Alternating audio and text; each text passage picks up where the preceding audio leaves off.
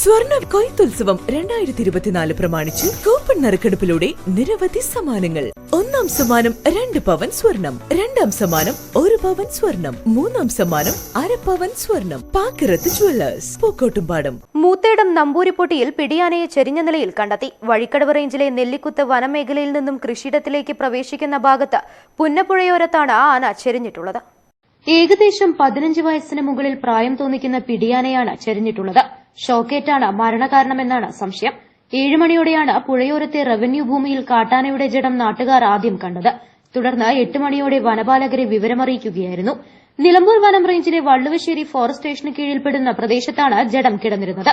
വിവരമറിഞ്ഞ Nilambur ACF Ravindranath, Nilambur വനം range officer KG Anwar, Valluvassery section forest officer Sreejith എന്നിവരുടെ നേതൃത്വത്തിലുള്ള വനപാലകർ സ്ഥലത്തെത്തി മേൽനടപടികൾ പൂർത്തീകരിച്ചു. വൈകിട്ടോടെ Moothedam veterinary surgeon doctor S. Shyam, Edakkara veterinary surgeon doctor Chinnu എന്നിവരുടെ മേൽനോട്ടത്തിൽ പോസ്റ്റ്മോർട്ടം നടപടികൾ പൂർത്തീകരിച്ച് 7 മണിയോടെ ജഡം വനത്തിൽ സംസ്കരിച്ചു. അതേസമയം പെട്ടെന്നുള്ള മരണമാണെന്നും മരണകാരണം വ്യക്തമല്ലെന്നും ശരീരത്തിൽ എവിടെയും മുറിവുകളുടെ പാടുകളൊന്നുമില്ലെന്നും ഡോക്ടർ പറഞ്ഞു.